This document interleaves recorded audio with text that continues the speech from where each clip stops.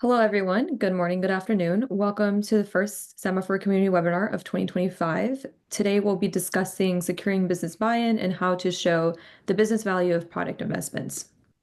The webinar today will be led by Gerard Rybalski, a senior sales manager on the Semaphore team, and I myself am a product marketing specialist on the Semaphore team as well.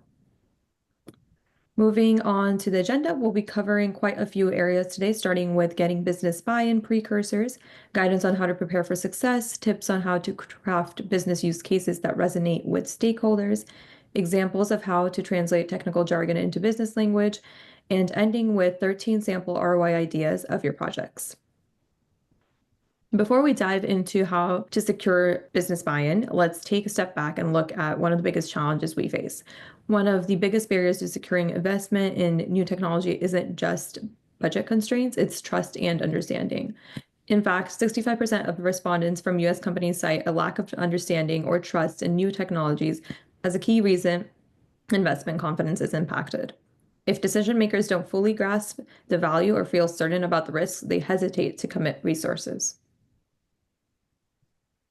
So the question becomes, in a world where organizations are expected to do more with less, how do we get decision makers to invest in high potential technologies that they may not fully understand? It's not just about presenting the technical benefits, it's about making the business case in a way that resonates with their priorities, showing clear, tangible outcomes, and building trust through transparency and strategic alignment. Handing it over to Gerard to continue this webinar. Thanks, Anil, and we'll move on from here. And it's all really about, defining and delivering business value. And I love starting these conversations with this quote from George Bernard Shaw. So the single biggest problem in communication is the illusion that communication has actually taken place. Before my time at Progress, I spent close to a decade at Gartner, where I played a prominent role in launching new products. And when you launch a new product, often it takes time for people to be able to articulate correctly internally at their organization what the value of that product is. And in fact, even organizations, in that case Gartner, but even as we face here at Progress, even when we introduce new capabilities, it takes time to find the right the right way to articulate something that actually proves value. So what we're going to try to do today is, one, help define what is business value, right? And from Harvard Business Review, we see business value is the worth in monetary terms of the technical, economic, service, and social benefits a customer company receives in exchange for the price it pays for a market offering, just so we can all sort of start at the same starting point here when we're talking about business value. And really, you need to understand what your business values and always tie it directly to the technology that you're looking to either procure or you're looking to keep. So oftentimes, especially when I was at Gartner, I was working with customers and they'd be telling me consistently, and even with Progress Semaphore, customers are like, Gerard, I want to buy more, or I want to keep this technology, but the business doesn't understand. And oftentimes what I find out is they're so keyed in on talking about the technology and the technical aspects of that technology, the architecture, the process that they use the technology for, that it just goes right over the business's head because they're not technologists typically. So just some precursor here as we get into this presentation. If what you're doing today isn't broke, don't fix it, right? So, but what you can do is perhaps take some of what we're talking about today to enhance, what you're doing in order to strengthen your use case to procure or keep a certain technology. There's many strategies and research articles out there that you can take from. This isn't the be all end all. We're using this presentation in an agnostic way, but we can apply these learnings specific to your situation. In particular, of course, with Progress Semaphore, that's the sales team that I lead, but also other Progress products. And we'll get you some information at the end of the presentation if you'd like to do something that's more custom to your situation with a Progress product. Your organization has a process and or culture when building a business case. Follow that process. The following is just intended to help you communicate more effectively within those processes. And of course, every organization has their own political issues.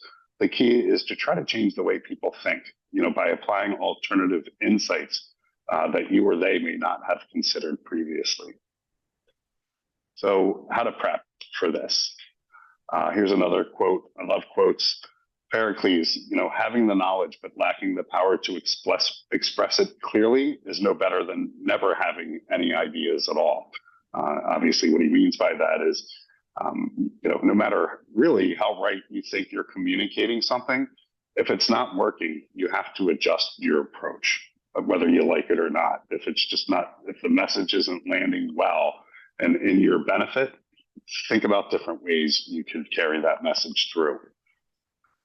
So prep work, always utilize industry recognition. This is, business buy-in 101.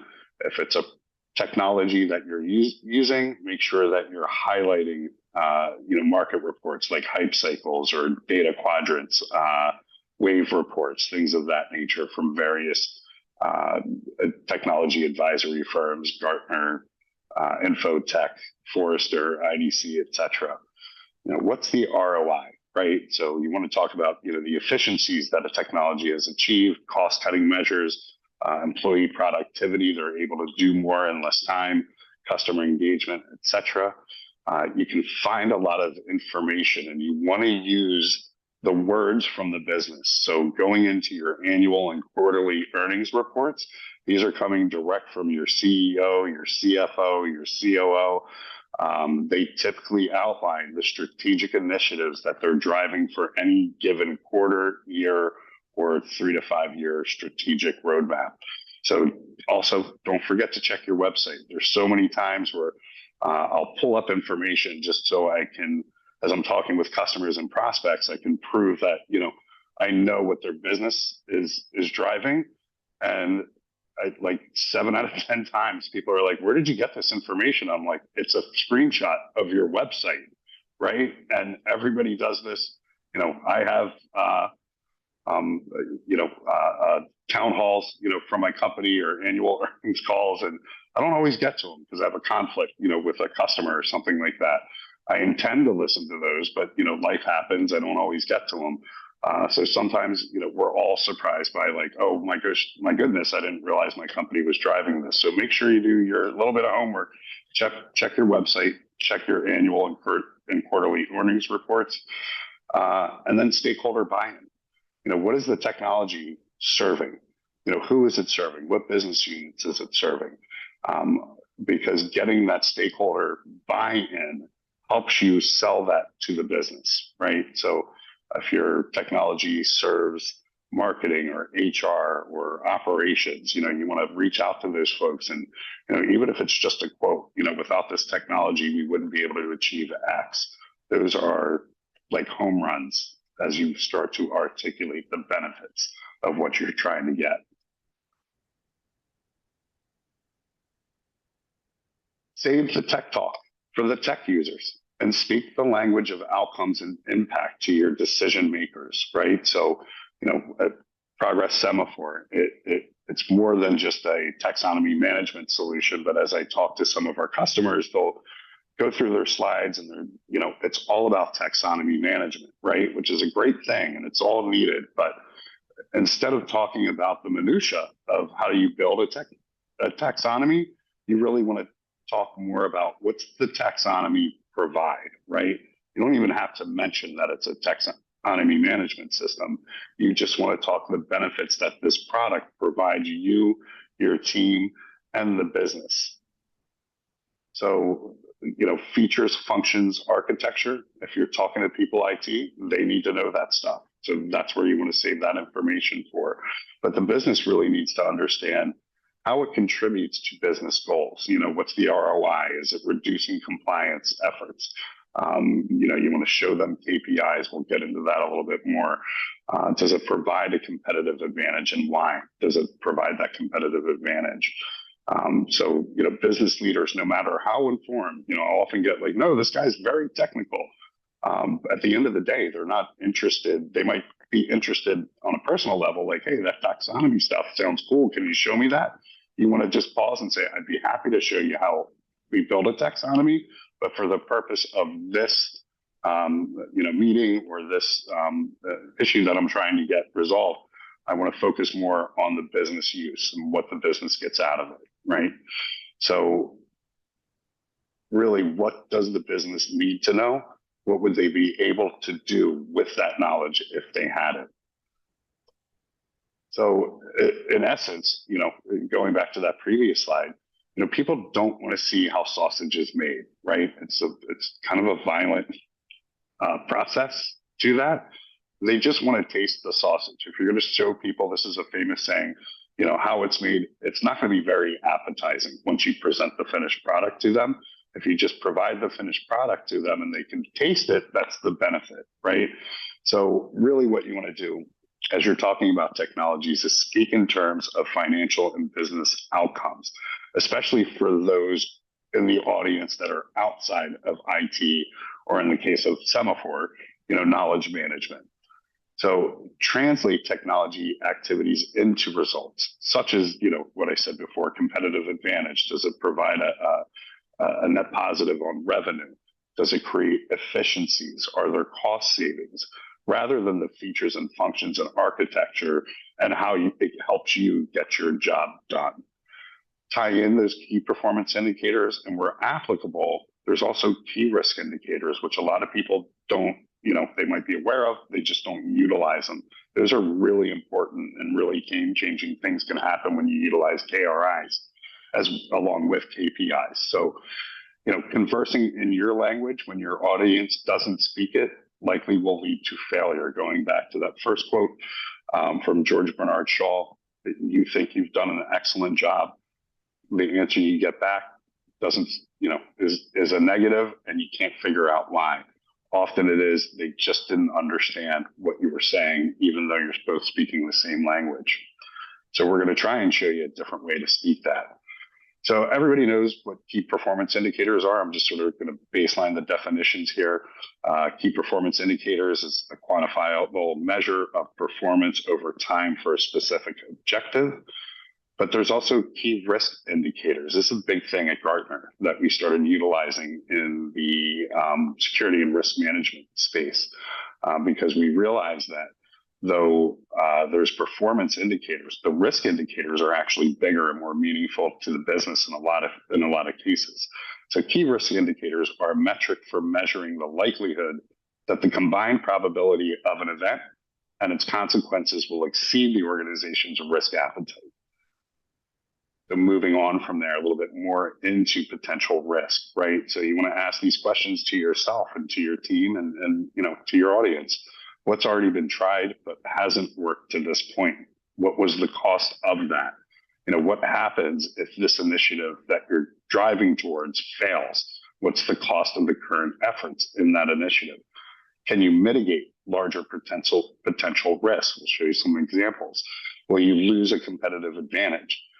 You want to identify the leaders again and stakeholders that understand the risks to business drivers by non-adoption or loss of product. So key indicators, key performance indicators, some examples, you provide a better search experience, right? So the time to search is reduced.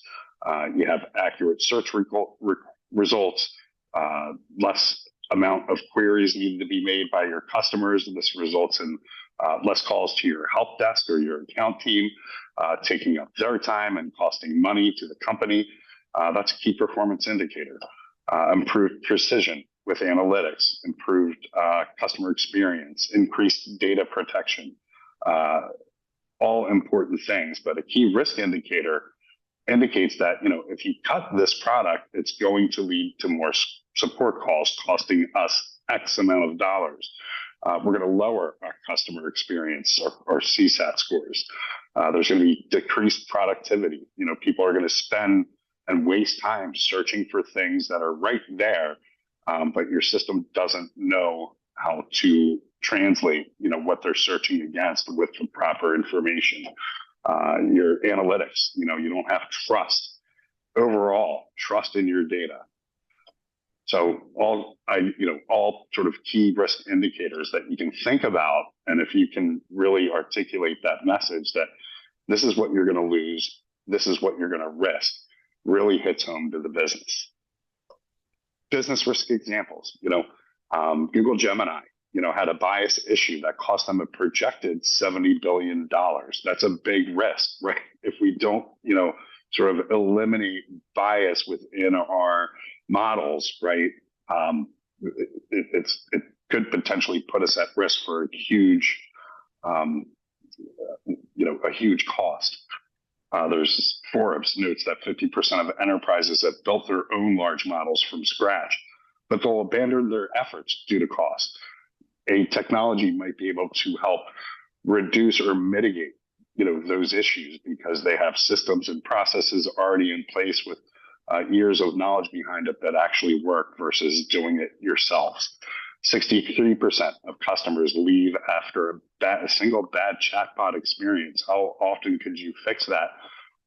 Just again, I'm referring to Semaphore, but a lot of Progress products, if that information isn't correct, it's not feeding your other systems correct information, and it upsets your customer base. So these are some examples. By the way, I'm going to nip the most popular question we get on every webinar. Are these slides going to be shared after the webinar? They will be available for you. So you can click into all of these links on any of these slides for the actual source information. So you do need to align with the business goals, right? It's not with your team's goals or your IT team's goals. It's got to be linked to the business. So what is the C-level team driving towards? And again, reminder, check your website, utilize outlets like LinkedIn, look for interviews with your CEO, your COO, your CFO, etc. Seeking Alpha is a great website where you can find transcripts from your town halls or your earnings reports. And this is just to add qualitative information to color your quantitative insights as you present the need for a technology or even a new process that you want to implement. What's your team's charter? Will this purchase or renewal support, what your charter is really all about? Is it aligned with the current strategic business drivers as well? Those are very important things to point out. You're bringing up a technology, a process, maybe a new hire that you need support behind, and you want the buy-in. You got to align everything that your current charter states that it does, and align it to those business goals.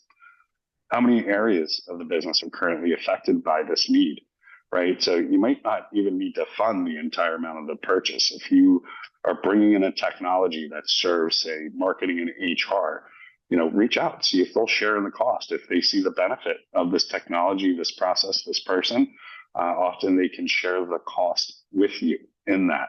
So whatever the ROI, you can share that as well, right? So in the case of Semaphore again, and I'm going to keep using that as an example because that's the team that I lead. It's the product I know most at Progress. But we have a lot of cases where Semaphore will support a search engine, right? It's not the search engine, but it makes the search engine better. So if the search engine team can own an ROI, you share in that ROI as well. And I'll just equate it to, if you watch a car race, right? And when you see them going for a pit stop, they change all the tires. And when they're securing those tires back on, they have what are called those lug nuts, right? That bolt into each tire. If one of those lug nuts stands as the product that you're supporting and that you need, but it supports the entire car, the car has the ROI. But if one of those lug nuts is loose and it falls off during the race, you're risking actually a very critically, severe accident, or just losing the race because you're going to have to pit stop again and you're going to lose that time. So don't be afraid to own the ROI that the bigger picture, the bigger technology holds. Team up, collaboration is imperative. always, again, going back to what is your technology, what is your process, what are your people serving? Team up with those units that it's helping out, and see if you can get some buy-in with them and support from them along the way. Involve all relevant teams early to the process and present a united, well-prepared pitch. Knowledge managers in the case of Semaphore, but analysts, SMEs should collaborate to identify those shared goals that you're trying to achieve, again, that align with the business. And you want to speak their own language, right? So show them you know their business using their own business language. You know your business using your business's language. Jack Kerouac, one day I will find the right words and they will be simple, right? Sometimes we really get convoluted in trying to sound like, maybe we're smarter than everybody, right? You got to kind of take your ego out of the equation, and you want to make things simple, right? So I tell a lot of people, and you hear this phrase, explain it to me like I'm 5 years old, because I often get even our own solution engineers, they'll talk for 15 minutes and they lost me after 15 seconds because I just don't understand the technology components of what they're driving. I'm looking for something else. So translating what your organization prioritizes is really important. If you're looking to drive, say, digital transformation, you want to talk in a language that talks about, you launched a new service or product, you increased customer service channels, you reduced time to launch a new product or services. These are just examples. You've improved customer experience, right? So instead, you don't want to talk about the technical components that led you to a better customer experience. You don't need to tell them, where the plugs fit and where the wires cross, what the architecture necessarily looks like, although sometimes that is relevant. But you want to talk about how you built a cohesive customer experience, what that experience now looks like for your customers, and the feedback that you're getting from your customers. You want to apply more automation. How does that help, a customers to go from, visiting your website to making a purchase, for example? How much effort does the customer now need to implement in order to accomplish a task that they want to do, whether it's buying something or learning something or whatever that may be? Is there less effort for them to do that? And is the result the same, assuming that result is typically good, right? So these are just ideas where if the organization values what's on the left, you want to speak to it, and your story should highlight the bullets on the right. So some sample ROI ideas, right? E.O. Wilson's biologist, father of sociobiology, notes that we are drowning in information, but we're starving for wisdom. And the world henceforth will be run by synthesizers, people that are able to put together the right information at the right time and think critically about it, right? It's really important. What's the positive? What's the negatives? Even though I think it's all positive, there's always trade-offs to everything, right? And so you want to find what those negatives may be and have information that'll help you counteract, those negative pushbacks that you might get along the way. So you can make important choices wisely. So some sample ROI ideas, these really just act as inspiration to get you started. A lot of my customers are just like, well, I don't know how to do ROI. I don't know how to put a formula together for that. In this first case, the support center search, this is something that we used with a customer just to, align with some value, that they were looking to do. So in case of a support center search, we noted that, or they noted that 72% of first-time visitors to the support site executed a search. 9% of those searches failed and resulted in a call to the support desk. Every call to the support desk cost them $10 to service. So, with the addition of Semaphore, they were able to reduce those calls. So if you put the math together from this customer's perspective, there's support costs to handle failed searches per 10,000 instances. Sorry, let me repeat that. The support costs to handle failed searches per 10,000 instances executed weekly on the customer support site with Semaphore actually saved them about $500,000. which is a great benefit. That's a great ROI to point out. These other examples, I just Googled and put a formula together. These do work actually, but you can look these up yourself simply by Googling, or if you want to use one of those magical large language model tools, you can certainly do that as well. But you'll see examples here for predictive analytics, customer experience, regulatory compliance, text analytics, just examples to sort of get you started. There's other ways to formulate this, but we wanted to give you something because again, many of my customers and prospects don't quite normally play in this space of analyzing what ROI actually is. This just gives you a simple place to start from.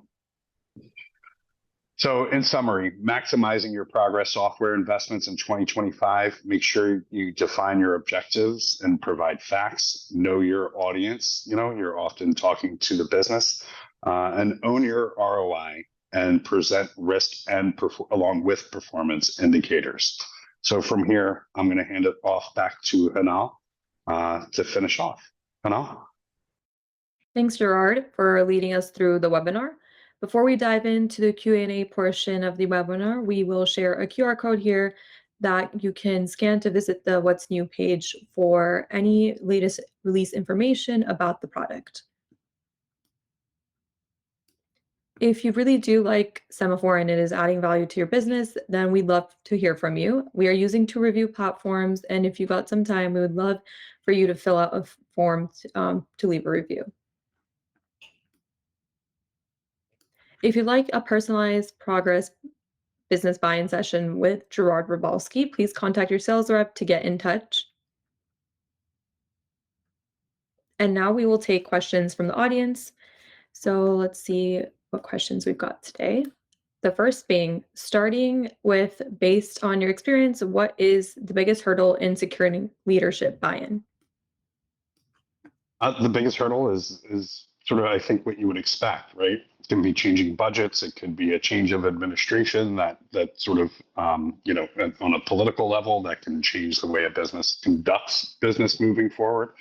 However, the biggest hurdle is that communication hurdle, right? I'm speaking one language, you're speaking another language. Even though you're speaking the same language, you're talking in 2 different sort of dialects, so to speak. One's IT, one's technical, one's business level.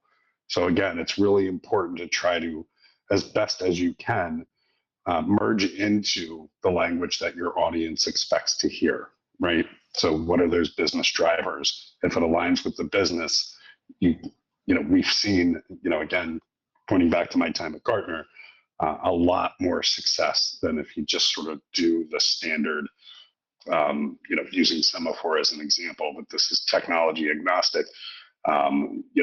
This is what the architecture looks like. And this, this actually, and I'll point this out, a lot of people use the fact that it saves them time doing their job. That is the worst thing you can propose to the business, because the business perspective is, I hired you to do the job under the current parameters, and you're showing me something that just saves you time. I don't care, right? That it saves you time doing your job. You said you could do that job under the current parameters. So, why am I going to expend more money to make your job easier? That's an avenue I've seen in the past. A lot of people try to use. It means nothing to the business unless you can say, it saves me time that I could then focus on these, aspects of my job would actually create, more business benefit, right? So there's sort of a fine line you got to be real careful with. But again, I think it's just that communication aspect. Thanks, Gerard. Another one we have was, do we need to create a POC to show the benefits of our investment? How can we show our managers that this investment will bring value to the business? So that can be a valuable tool to use. However, think about the time, that could create, especially if you're trying to, you're just starting around that proof point. It can take you a month to get those results or even longer. So if you are going to incorporate a POC, one, you got to make sure that it's the output of that POC is going to show business benefit, right? We achieve a higher accuracy rate in our chatbot's responses, right? Or we've shortened the retrieval time of information that we're looking to get when we put in a search. Again, example. So you want to make sure that POC is driving business value versus what may just look at this cool tool kind of thing. So yes, that can be a valuable component. It's not necessary, I don't think. It just depends. Some businesses expect to see, like, hey, show me what it does, show me the value that it provides. In those cases, absolutely. Just get ahead of that. Give yourself time to show that. If your renewal is up, say in a year, or your timeline to purchase a product is by end of your fiscal year, get ahead of it. Start putting that together today. Don't wait until a month before you have to present the reasoning to procure or renew a particular product.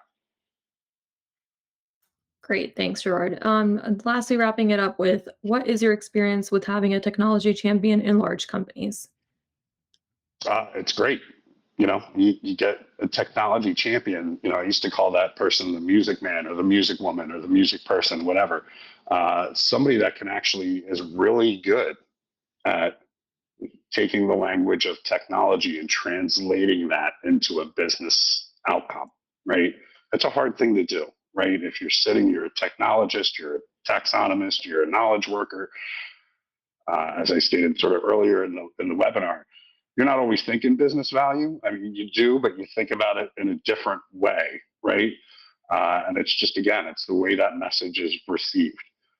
You think you're communicating value, but it's not really the value that the business is looking for. So if you have that technology champion that can speak on your behalf, on your business unit's behalf, on the work that you do, and better translate that to a business audience, absolutely.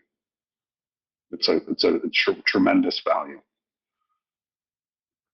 Great. I think that concludes our Q&A portions. There's no more questions from the audience. Thanks, Gerard, for sharing some insightful tips and tricks, and thank you to all who attended today. Again, if there are any questions you have, feel free to reach out to your sales rep, and we look forward to seeing you all at our next community event. Thank you. Thanks, everyone. Thanks.